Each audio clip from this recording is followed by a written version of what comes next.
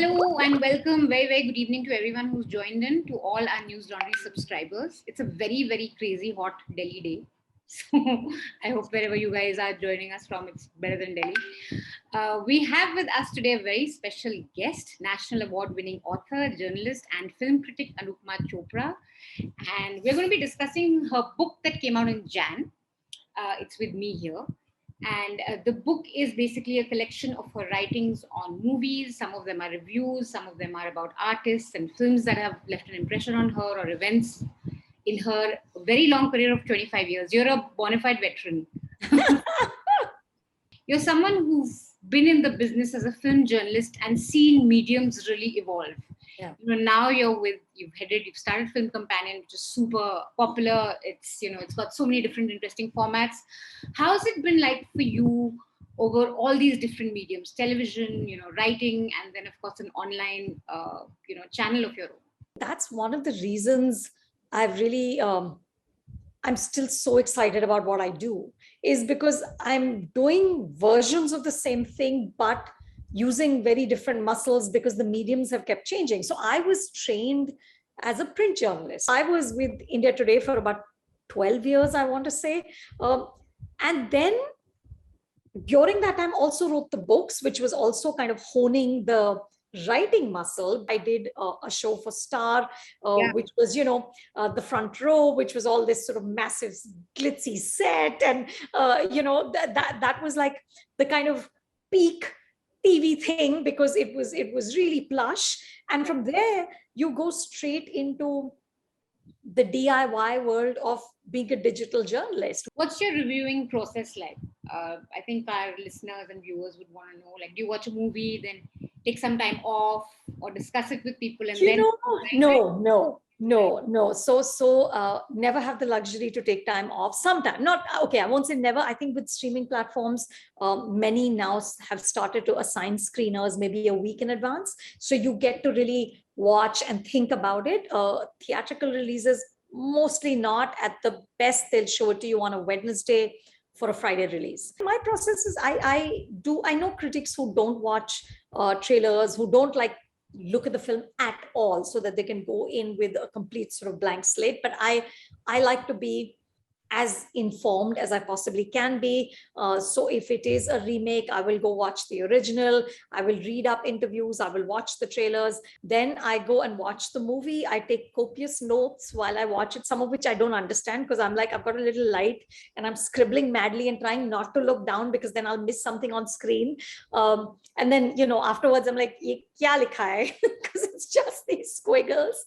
Ideally, I want to sleep on it, and the next day, look at it again, think it through again, and then go out and publish. But that didn't happen this weekend. Hero Pante we saw Friday morning. They didn't have a press show. We know why, because it was very hard to watch. Bollywood has actually been in news for all the wrong reasons for the past 3-4 years, and at News Laundry we've really looked at the very vicious sort of media trial that not just Ria, but a lot of people in the film industry were put through during the whole SSR episode. It was vicious, it was unwarranted, completely unethical. Is there a sense that film stars, Bollywood is under siege, and is there suspicion or worry about that? It's not so much under siege as nobody wants to say anything. And I get it. Why would you, right? Who needs this? Finally, everyone's just trying to create and to make a movie or make a show and get on. It's a tough enough business without people hounding you and vilifying you for some random stuff. Krishna says, why do you think some actors get so vented with their movie reviews? As a viewer or a reviewer, we have every right to call out their mediocre work. I agree, Krishna. I don't remember the name of the film. There was a Priyanka Chopra film. Some Divana. One of them is trying to kill themselves or something like that. Yeah, exactly. It's that film. It's that one. And I really, it didn't work for me at all. And I put out my review, which Anjana Anjani, right? I was, my review was extremely negative. And as it turned out, I used to be a contributor to Vogue magazine. And that afternoon, right after my review, I had to interview Priyanka for Vogue. And I was like, oh my God. And she just... Shrut says, as movies were trying to become more realistic and not just be mindless, the success of movies like KGF has shown that people still like masala entertainers, which are hollow in storyline and acting. Does that show audiences are not mature yet? I would never make that generalization that audiences are not mature yet. I think the question is, what are they willing to go into a theater for? And escapism is a very fundamental part of the movies. We first go to the movies for pleasure. No one's saying that, oh, I need to be a better person and therefore I'll go see a film. No, we're all going to have a good time.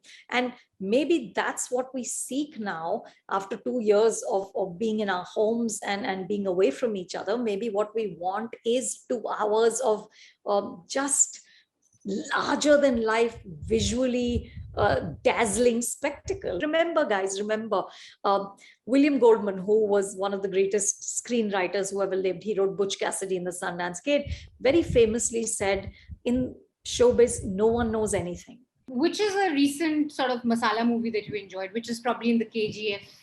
RRR. I enjoyed RRR, and I really enjoyed the first half of KGF. For me, the second is where it got sort of stretched. So Vijay Kumar Modi asks, it's heartbreaking to see this medium being used to spread hatred and enmity, which is distorting society to such an extent that rapprochement might become impossible. He's given no examples of the movies that he feels is doing this, but I guess Kashmir Files is a very polarizing film. People have really, some people love it, some people think it was just okay, too much big deal being made out of it. Some people absolutely hated it.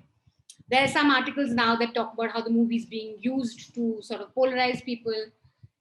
But there is now this feeling that they're, subtly villainizing Muslims. How do you view this? Do you think too much is being made of it? Do you think it was always like that? Films were never really, anyway, super, accurate when it came to historic. Yeah. Look, films were never super accurate. Nobody I think in Bollywood was claiming to have done sort of thesis before making anything, So the sort of creative liberty, quote unquote, has always been a part of the narrative, especially since Hindi cinema has been traditionally fantastical.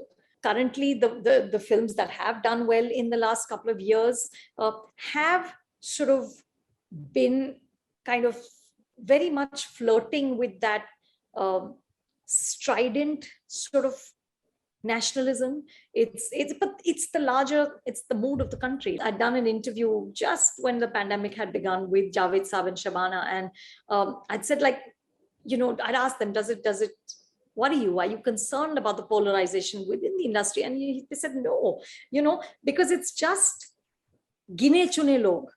Finally, cinema is as much a business as it is an art. And when you're doing business, you're not asking ki bhaiya tum kaun ho, kya ho, tum hit ho na. That's all that matters.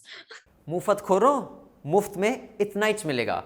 To watch the full unedited interview, you have to subscribe to News Laundry and pay to keep news free. Because when the public pays, the public is served. We depend on you and not on advertisers. So go to www.newslaundry.com/subscription and subscribe and get all our unedited interviews, our special video shows, comics, and everything that's behind the paywall.